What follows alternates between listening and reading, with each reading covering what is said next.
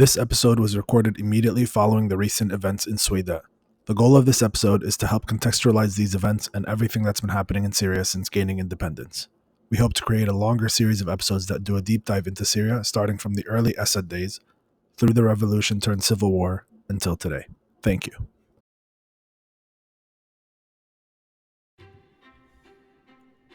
December 8th marked a momentous occasion for the Syrian people as paramilitary forces toppled Assad's regime in a lightning offensive ending 14 years of war and 54 years of the Assad family dictatorship.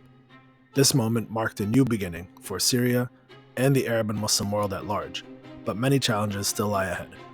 The new leadership, headed by Ahmed al-Shara, was now tasked with building a new government, consolidating the country militarily and politically, uniting the social fabric of a broken nation, dealing with external threats, going after Assad remnants, and the list goes on and on.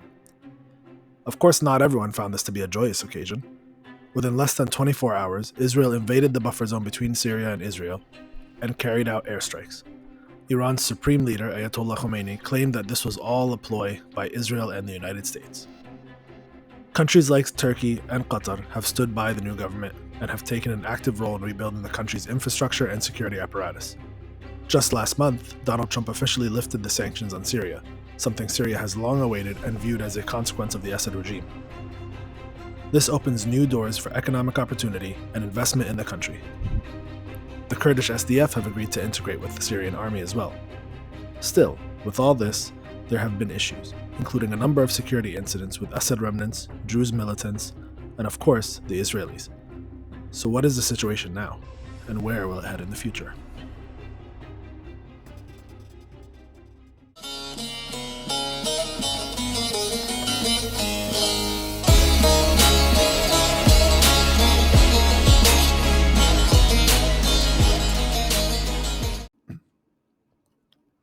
Assalamu alaikum and welcome to the guest house.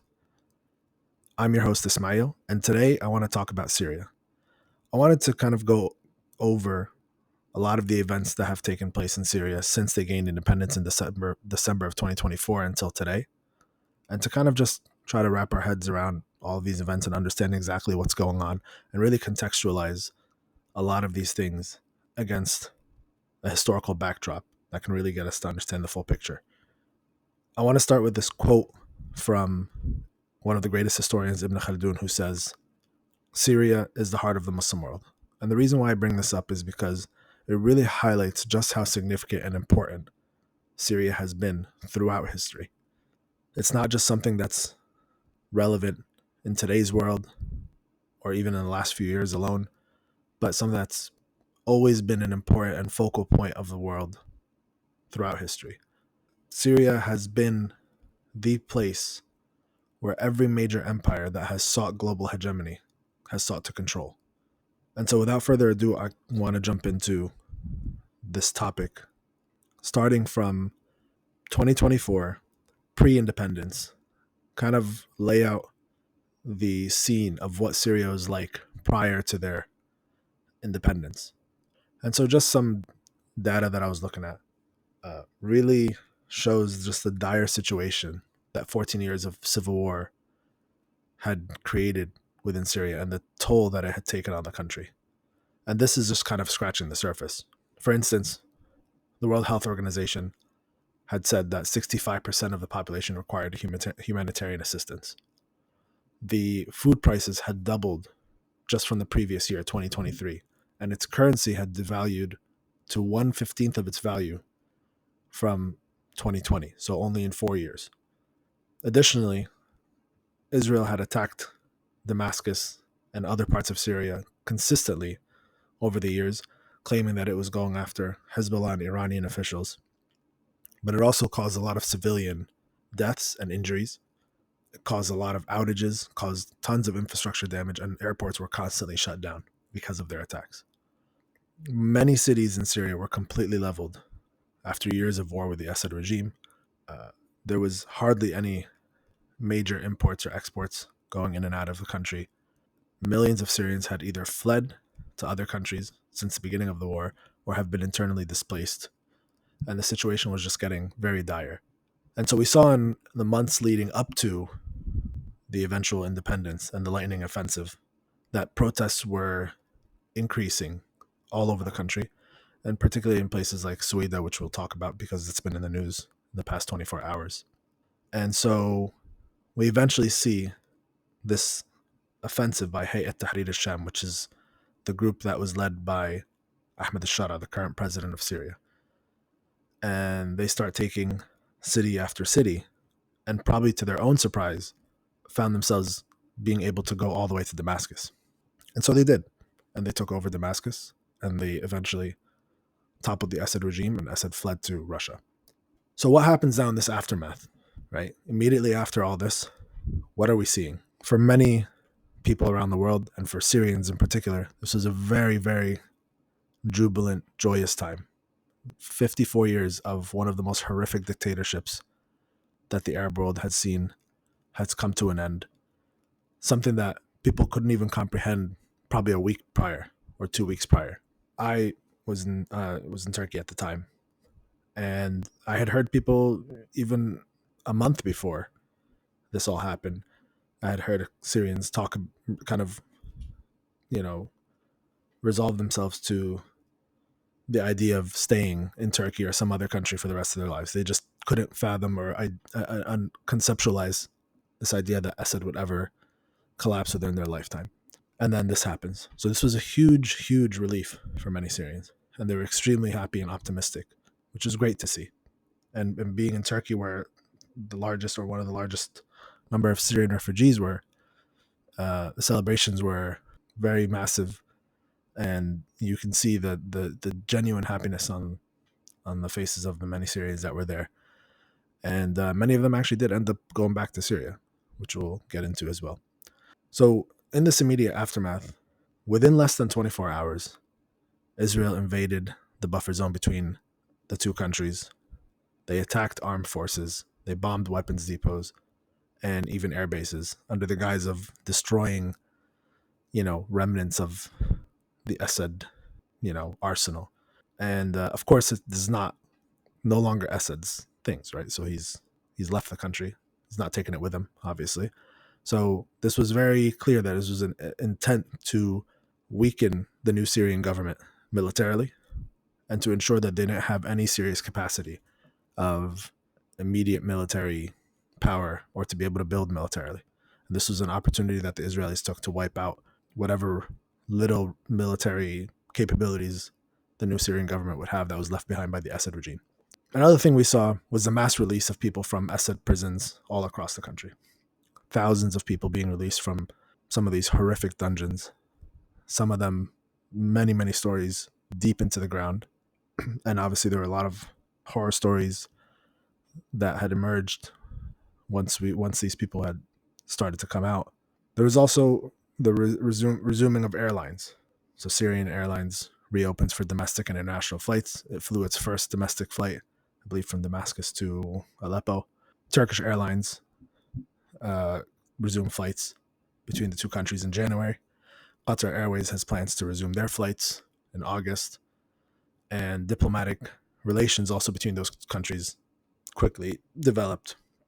And the two countries began official diplomatic ties and opening their embassies in each other's countries. Saudi Arabia, which also invested very heavily in the opposition during the war, offered to pay off the $50 million debt that Syria had to the World Bank so that they could begin infrastructure projects.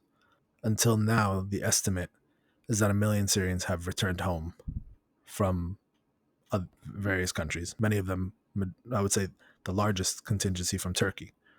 And it's interesting because when I was in Turkey in the months after, there was a neighborhood in Istanbul called Fatah. And this is where Sultan Mehmet Fatah is buried. And the actual mosque where he's buried at was a huge gathering point for Syrians. And around the mosque, immediately around the mosque, was where a lot of Syrians lived. A lot of Syrian shops were there, businesses, cafes, everything. And it was very lively. It was always very lively to go there. It was a very beautiful scene to take in every time I went there. And you kind of felt afterwards, it felt like it kind of a little bit lost that beauty because a lot of people from that neighborhood, went back home. The rebuilding efforts in Syria have begun, but of course it's going to be very slow. This will take many, many years. Um, in World War II, many of the European cities were completely demolished. And one of the things that helped the European cities really recover was the Marshall Plan, in which largely the US funded these rebuilding efforts all across Europe, obviously as an investment of some sort. This would require something similar to really see this accelerated rebuilding plan. A lot of investment is required and a lot of work is required to really rebuild these cities and bring them back to functional, livable conditions. But I want to talk a little bit more about also a couple of the factors that kind of led to this eventual collapse of the Assad regime. Throughout the civil war, the odds kept changing between Assad and the opposition and the Kurdish forces and so on and so forth. And the country was getting cut up into various parts. And he had reached a point where it almost looked like a stalemate. I don't like using the word stalemate because it's not really a true stalemate, but it looked like there was really no side was going to completely take over from the other. And one of the biggest obstacles that the opposition had was the staunch Iranian and Russian backing for the Assad regime, because the Syrian military at the time was hardly functional, was hardly able to stand on its own, and it really depended heavily on Russian airstrikes and Iranian backing militarily, with a lot of Iranian forces and Iranian generals that operated inside the country. And so, kind of a blessing in disguise that came about was peace talks that were happening in Astana. These peace talks, one of the core things that was agreed upon after much debate was almost like a acceptance of a status quo, kind of like what you would say like a de facto a division of the country where Assad controls Damascus and the surrounding areas, and the opposition would control the areas that they respectively control, and kind of just settle with that. And if you really follow closely, you saw that like countries like Qatar, I believe Qatar, and I'm not sure if any other country did this, but they had a diplomatic mission in their country for the Syrian opposition. In the last couple of years leading up to this independence, a lot of countries were also beginning to kind of accept Assad as the de facto ruler, diplomatically at least. He was invited back to the Arab League summit. He was visiting other heads of states, and things were looking semi good for him, I guess. He was thought he had gotten past all of this, and he's back in the good graces of diplomacy. But one of the key factors that was agreed upon in these Astana peace talks, and the Astana peace talks would have representatives from Turkey, Iran, Russia, Syria, virtually all the players that were directly involved in the conflict. And one of the takeaways from that, or one of the agreements that they had reached after much deliberation, was that no external entity, meaning Russia, Iran, Turkey, anyone else, would get involved in any military activity on either side. So, if, for example, if Assad were to attack a certain area, the Russians would not be allowed to provide any kind of military support, or if the opposition was pushing in another Assad controlled location, Turks couldn't provide backing, and so on and so forth. And this worked out very heavily in favor of Hayat Tahrir al-Sham, because when they began on their lightning offensive and they had seen an opportunity to take, Halab and other cities, I don't think that they initially thought that they would get all the way to Damascus. But because of this agreement and the Russians kind of cutting their losses, the Iranians having their own issues with, Hezbollah leadership being decimated during the during the ongoing war with the Palestinians and Israel, Iran also sought to cut its losses, and so it left Bashar virtually on his own. And as I said before, he didn't have much of a standing army to fight with. Not to mention the exhaustion and toll that this army is dealing with after 14 years of war. And so when he sensed the impending danger of the opposition coming to the capital, he pieced out and went to Moscow, and everything collapsed very quickly. And so that's how Hayat Tahrir al-Sham, with the leadership of Ahmed al-Shara, ended up in the capital, removing Assad from power and ending 54 years of the Assad family dictatorship. But this was very strategic, because also this part of the Astana peace talks was something that Turkey had moved on specifically and was really pushing for. And I'm not saying that they knew this was going to happen, but it was definitely a strategic talking point, or a negotiating piece that they really wanted and they got. And I think from the side of the Russians and the Iranians, they also sought to cut their losses.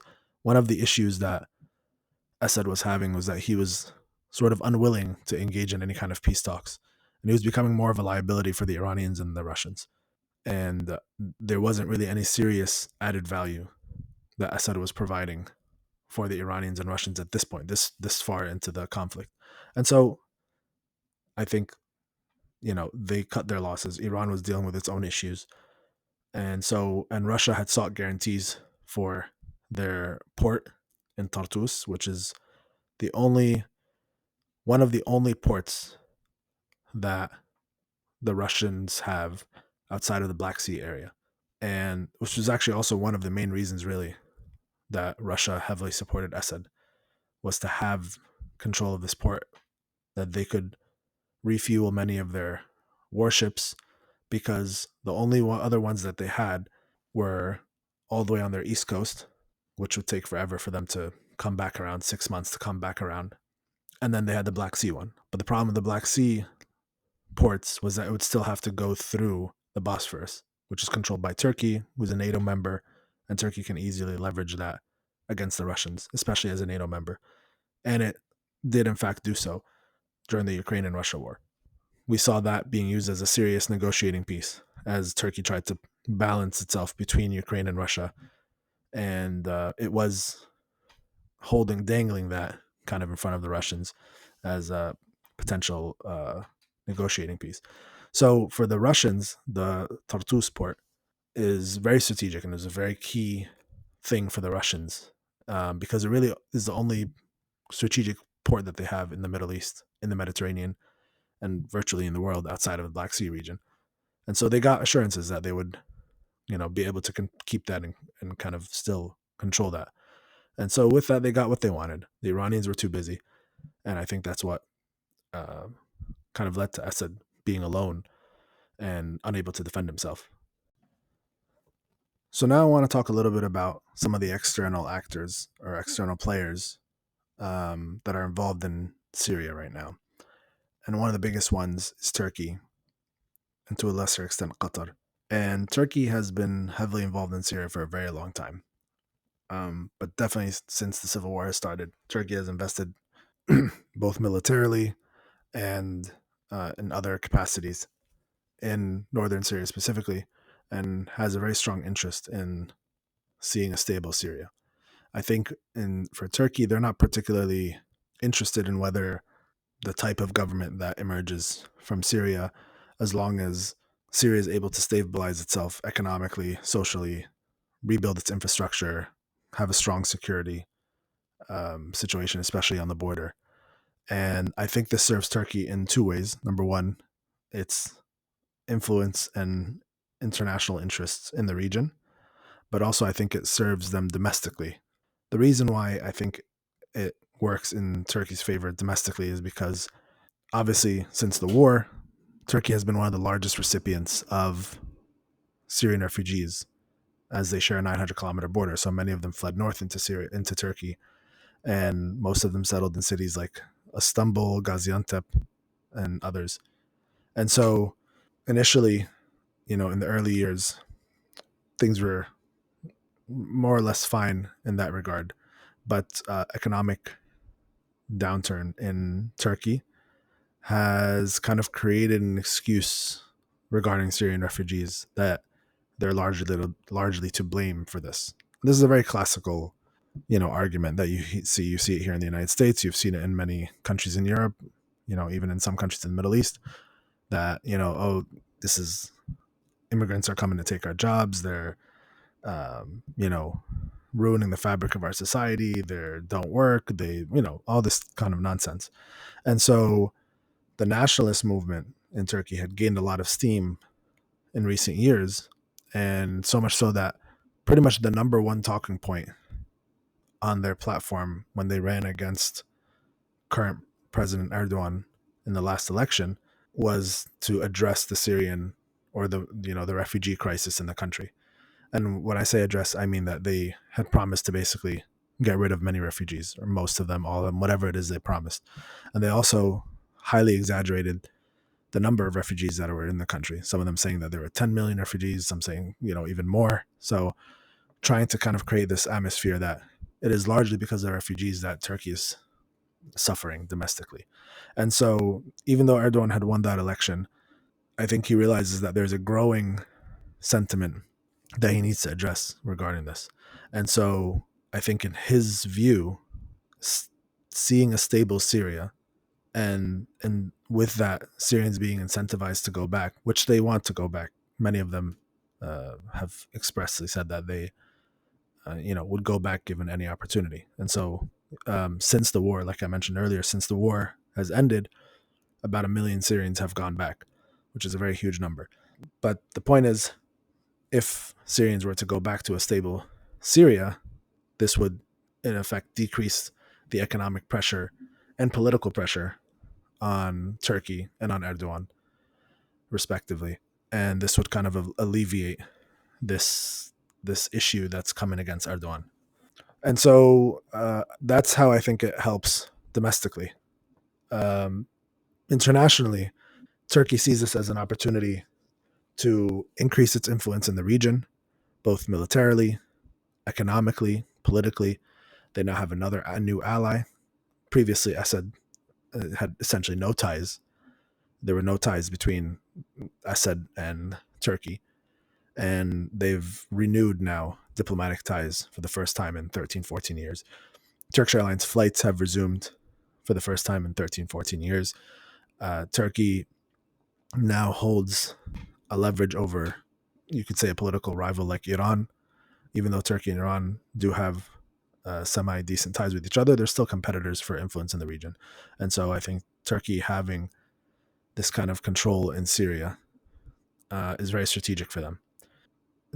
I've seen recently people in Syria showing that there's now all these Turkish products that have come into the market. So within just a matter of a few months, you see this influx of products being exported from Turkey to Syria by all these Turkish businesses. So there's a lot of economic benefit that Turkey seems to be getting out of this. There's obviously a lot of military benefit. Turkey still has a very strong military presence in certain parts of Syria as they're helping the Syrian military consolidate. And there's also the advantage with regards to the Kurdish issue. Anybody who's been following would have heard that Öcalan, who is the PKK founder, who's been in jail for decades, recently reached an agreement with the Turkish government, to convince Kurdish groups, the PKK specifically, to lay down arms in Turkey. And they've agreed to submit all their weapons, and they did this actually a few days ago, submitting all their weapons to be destroyed. And effectively, he had announced officially also a few days ago that the PKK's objective is no longer to be a separatist movement, and that they believe that the Turkish government has made enough concessions that would render PKK's goals obsolete. And this is now a time for peace and yada yada. Obviously, there's a lot of tension and undertone under all that. And, I imagine that in Kurdish circles, there's probably a lot of people who are not on board with this, or there's varying opinions within the Kurdish community. But it was definitely hailed as a strategic win for Erdogan. And when we see that in Syria, the Syrian Democratic Forces, who are also a very powerful Kurdish group, also agreeing to consolidate their military or their militant group with the Syrian army, is a huge victory, because now it kind of effectively removes this issue of Kurdish separatism in the region. You'll see that the Kurds, after the Sykes-Picot Agreement, were kind of split between 3, 4 countries. A larger segment of them in Iraq, a large segment of them in Syria, in Turkey, and then and a little bit in Iran as well. And this kind of lended itself to a problem in all these countries, particularly Iraq, Syria, and Turkey, of three Kurdish separatist movements that wanted to create their own autonomous state. And this kind of has always been a thorn in the side of all these countries. And so being able to consolidate them in a peaceful manner within their respective countries forum, or in Syria's case, and within the military, is, I think, a huge win for both of those countries. And I think it's very good and very strategic for Turkey, at least. We have Israel, obviously. And Israel, as I mentioned earlier, almost immediately invaded Syria following Assad's collapse. And there's a huge debate on on Israel. People falsely mention that the fall of Assad is bad for the Palestinians, it's bad for Syrians, because Assad was the bulwark of against the Israelis, and he was just this staunch anti-Israeli, and he was part of the resistance, and they used to resistance groups, and were operating within Syria, and they would be allowed to do whatever they want, and yada yada yada. But the reality is very far from that. In Israel's view, I think, of course, they don't see Assad as an ally, but they don't see him as a real, true adversary or threat, really, either. And I think in Israel's view, they wanted Assad to be just strong enough where he could hold power, but not strong enough where he could actually be of any serious threat to anybody. And this is really what happened. This is kind of why you have this 14 years, most of it more or less is a stalemate. Assad governed over the ashes of what used to be a country, and largely kind of ruled over Damascus and some of its surrounding areas. So the idea that Assad was somehow a resistance against the Israelis is not even remotely true. The Israelis had attacked Syria on numerous occasions, even during the war on Gaza. They had attacked the Iranian consulate in Syria, killing several officials there. They've attacked many targets in Syria over the course of many years. And not once has Syria actually lodged a appropriate response. This is not really an administration or a leadership or a regime that was interested in really being a serious point of resistance against the Israelis. And in terms of the talking point that they hosted a lot of the Palestinian resistance, this is also not entirely true. Many of them were arrested in Syria. Many of them were either deported or exiled or arrested and thrown in prison or killed by Assad and his regime. Assad was not so much somebody who aided the resistance, but rather he used Syria as a corridor through which Iran and Hezbollah could operate. That's the gist of it. That's more or less what Assad did as far as it comes to Palestine, in very indirect corridor for Iran and Hezbollah, if you want to even count Hezbollah as an organization that fights on behalf of the Palestinians. And this is a whole other conversation. So, with that being said, Israel prefers this kind of situation with Assad, an iron fist ruler. He was not the most ideal situation. Obviously, the most ideal is an iron fist ruler who agrees with them or is willing to do their bidding. But he was more or less an iron fist ruler who just wouldn't do anything because he wasn't really in any position to. And the Israelis wanted to keep it that way. And they sought an advantage following the collapse of Assad to take control of many parts of the country that they've wanted to take control of for years. They also saw that this could potentially be a threat to them. They see that this new government will not immediately align with Israeli interests. Obviously, it could potentially be a democratic government, which means that it functions by the will of the people. And obviously, the will of the Syrians is not in line in any way whatsoever with the will of the Israeli government. And so largely this is a threat that they view. And so they wanted to, A, destroy any remnants of military infrastructure that the new government could attain, and B, take control of any parts of the country they could take control of, knowing that the new government has their hands full. They just won't be able to do anything about it. And this is what we're seeing. They're largely unable to really respond to these security threats from the Israelis. And we've seen a lot of security incidents up until just in the past 24 hours in Sueda with certain militants in the Druze community that are being told to resist security forces, Syrian security forces, from coming into their city. One of the Druze leaders, even though this is um, most Druze leaders have rejected this type of assistance, but one of the prominent Druze leaders had requested international assistance, and in response, the Israelis bombed many targets across Syria today, including the presidential palace and the defense headquarters in Damascus, and bombed a number of targets in Suida and other places, killing many civilians.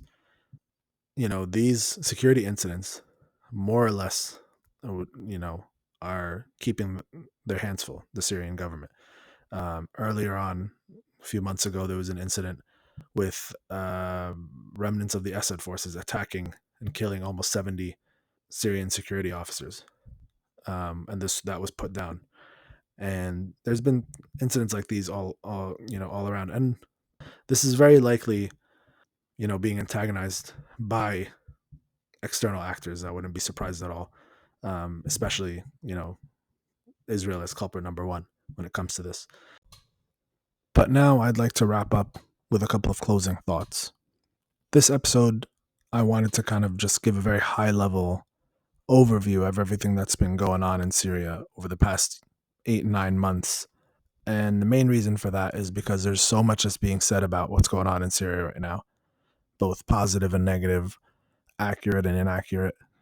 And I try to get a lot of what I've shared with you today from people who are on the ground, people who are working now for the new Syrian government, people who are political and media experts that have worked very closely with these types of projects, and just kind of sum up their thoughts and their analysis and share that with you.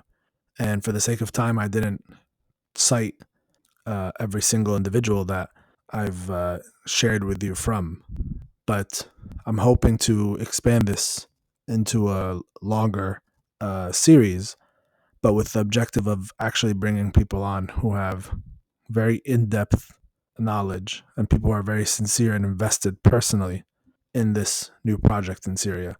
There are many, many people who have dedicated their lives, and some of them who've put their lives on the line for years and decades, even before the war, to working to make Syria a better country, both for the sake of Syria and also for the sake of the Muslim world. And one of the things that I think is very important and why I wanted to really talk about this is because we're seeing a shift in the Muslim world. What I constantly refer to, and it's not my own term, this is a term that I've heard that I use, an intellectual renaissance in the Muslim world, where now there's this awareness, political, social, religious awareness that has come out of the ashes of the Arab Spring. And people are starting to wake up and understand what needs to be done and what needs to happen for true change to take effect in the Muslim world. And people may not realize this now, but what we're seeing in Syria is probably one of the most crucial events that needed to happen in order for this renaissance to take place and to thrive, and for the betterment of the Muslim world to be able to cultivate itself in this environment. And so we wish and pray for the success of a healthy, strong, secure Syria after everything that it's been through, because for them, they deserve it after everything they've been through. And personally, I see what's happening there as a spark or a beginning for much greater things that will reverberate across the Arab and Muslim world. So thank you for taking the time to listen, and I look forward to expanding on this much more in some future episodes, hopefully with experts and activists and others who are deeply involved in this new Syrian project to join us on this podcast and share their thoughts as well. Thank you very much. Assalamu alaikum wa rahmatullahi wa barakatuh.